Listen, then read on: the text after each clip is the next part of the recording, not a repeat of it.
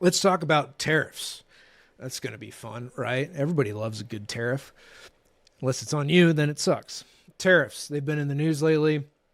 And one of the ones that actually just got put in place for a current event is tariffs are going to double on silicon. So, what this basically comes down to, again, AI craze, data center boom, all those pieces, right? You need a lot of computing power, you need a ton of chips, you need a lot of silicon.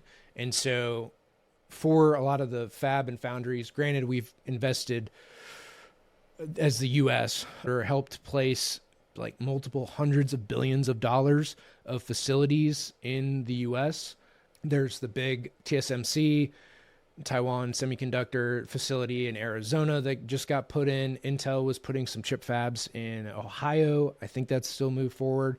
There's some more battery plants that got put in Arizona as well.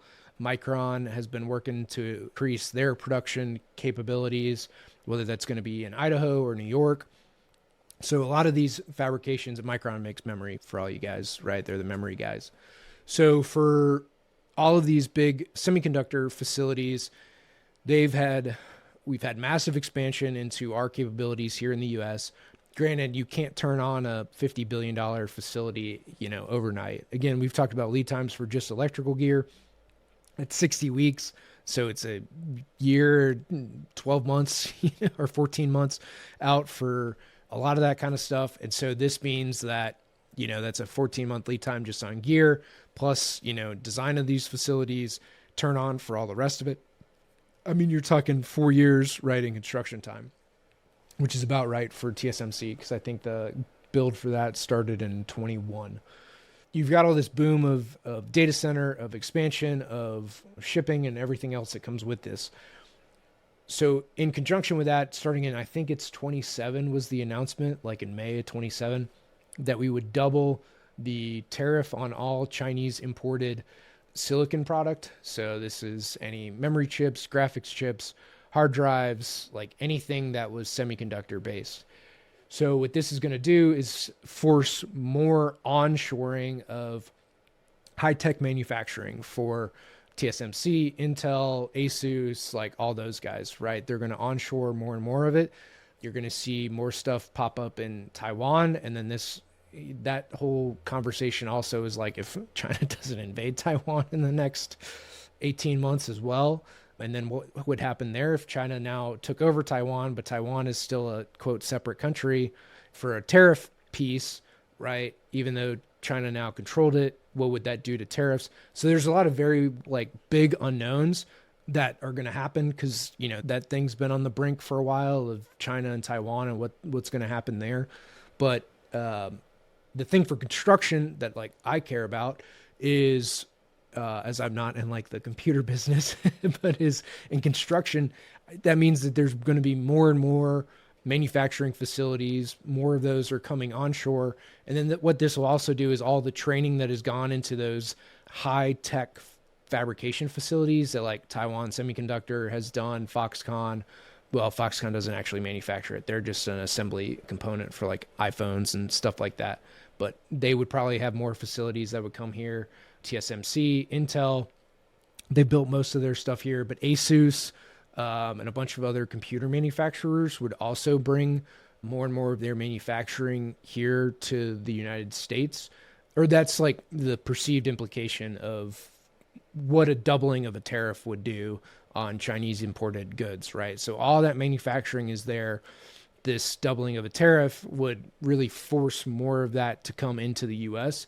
And then especially with AI and data centers becoming so prevalent, it's the amount of chipsets that you're going to need, that so long as we can get the manufacturing quality up to, what's been done overseas for so long, we're going to have to increase our manufacturing capabilities here in the US to, take their tech and their fab tech for what they've done for chipsets, bring all of that here so that we can shorten the supply chain duration for serving all of these data centers. And again, not that memory or anything is necessarily a long lead time item, but adding the manufacturing capability will also help stabilize prices in a what it has been a very volatile market here over the last 5 years, right? Between just supply chain problems and everything else. So that's really the next big push for these facilities, for data centers, for chip fabs, is everything to do with availability and construction of these facilities.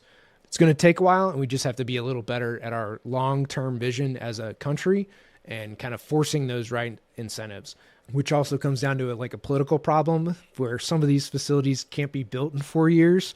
So, the next guy is going to get credit for the opening of a facility, even though the building and the starting of it was done here. Like the TSMC facilities, so it's like a double-headed deal, because some of them that are in Arizona and being built, they're going to be opened, I think, under this current administration, this Trump administration, where construction was started under Biden, and then Trump passed some of the legislation in his last deal to help with the funding for it. So it's like 3 presidential terms are going to get credit for it, and then that becomes a whole political problem of imagery around it. But if we just think what's in the best interest for the United States as a whole, we could get a lot more done rather than who gets the credit for a given thing.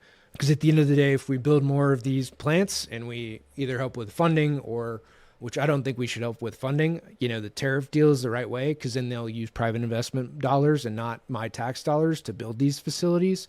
So I think in putting that, and the companies have the money to spend on it, it's not like they're broke, right? To put in, a 20 or 50 or whatever, $10 billion facility, they have the money to spend on this stuff, and they can secure financing like any other business. Y'all should just pay for it. This should not be on the taxpayer to pay for these manufacturing pieces. But again, creating the incentive structure around hey, we're going to just tariff the crap out of everybody that's bringing in semiconductors to the U.S., right? So we put up our barriers on imports to force them to build plants here. That seems, again, as an American, seems like a pretty good idea to me.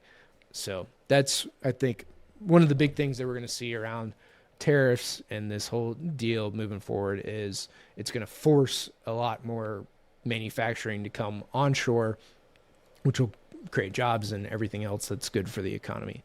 If we can get around the credit thing of who gets credit for a given deal, because again, these projects are so big and so massive that it's going to span multiple terms for a given president or representative or congressman or whatever. So let's get past that piece and let's build some stuff.